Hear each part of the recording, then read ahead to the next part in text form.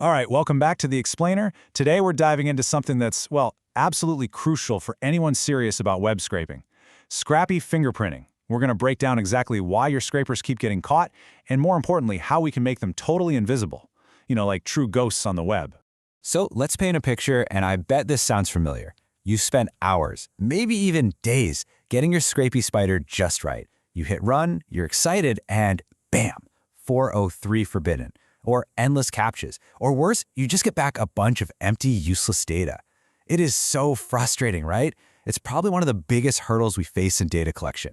And here's why that happens. Because, let's be honest, you're not just writing code. You are literally in a high-stakes game of cat and mouse.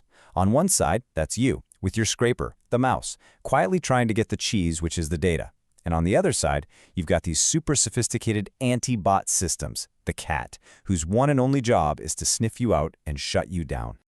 Now, this whole game, it really revolves around one key idea: Scrapy fingerprinting. So what is that? Well, it's basically all the little clues your scraper leaves behind that scream, hey, I'm a bot. It's also, on the flip side, all the counter moves we can use to blend in and not get caught. And let me tell you, getting this right is literally the difference between a successful project and a failed one. Okay, so if we're going to win this game, we first have to understand the opponent's playbook. How exactly does the cat figure out that you're a scrape-a-bot and not just some regular person browsing the web? Well, most of these modern anti-bot systems have a kind of four-layer defense. First, they look at your HTTP headers. Then, they analyze something called your TLS fingerprint. After that, they watch how you act, your behavioral patterns. And finally, for the really tough sites, they throw JavaScript challenges at you. Let's break down each and every one of these.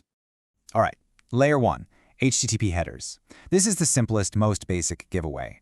Think of it as the low-hanging fruit for any anti-bot system. Honestly, this is where most beginners get caught, like, right away.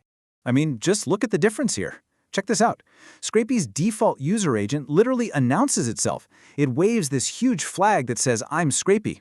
But a real browser, it sends a whole bunch of other headers. You know, stuff like accept language, accept encoding, a specific accept header, things that Scrapy just doesn't send by default. It's a dead giveaway. But okay, fixing headers is just the first step.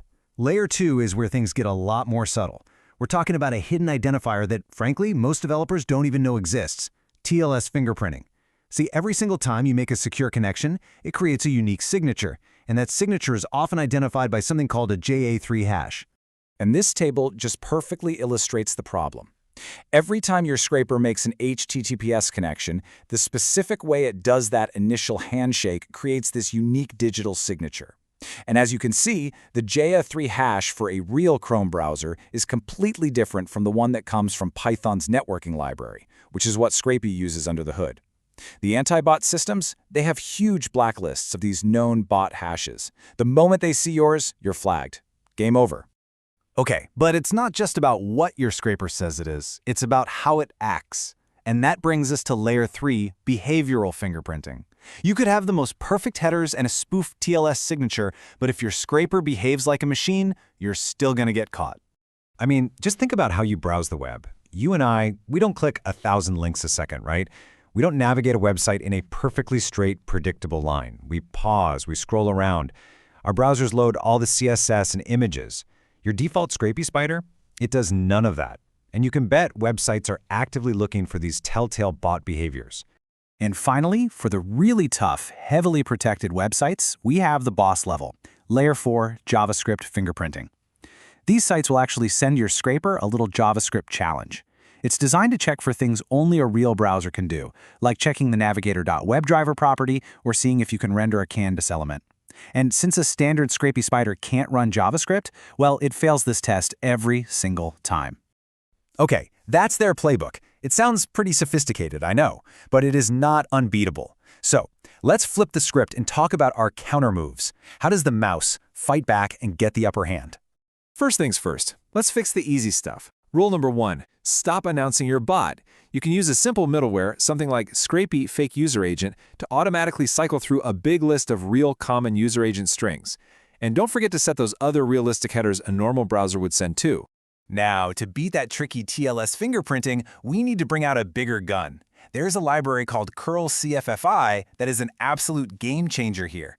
It lets your Scrapy requests basically impersonate a real browser, like say Chrome 120.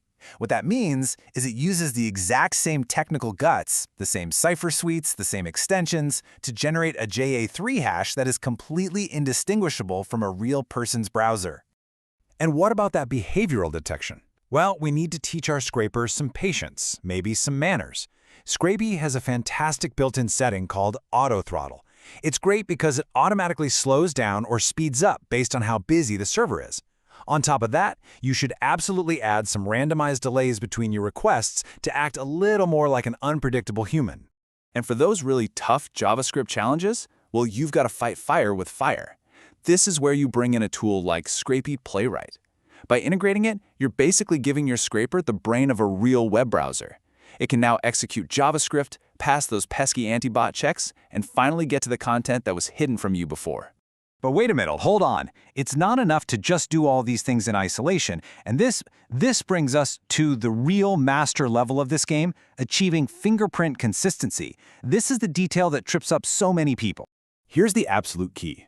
Your entire disguise has to make sense. It has to be coherent. Think about it. If your user agent says you're Chrome 120, then your JA3 hash better match Chrome 120, not some random Python library.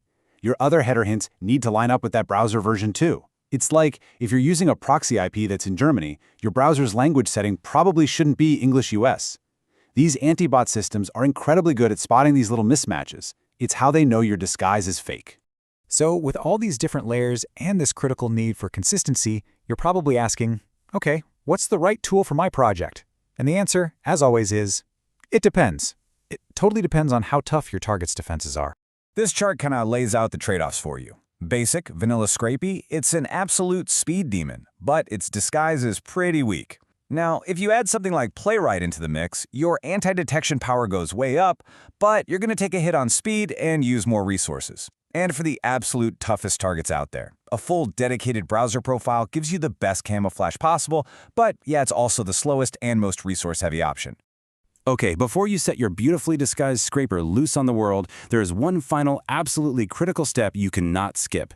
You have to test your disguise. You need to see yourself the way the website sees you.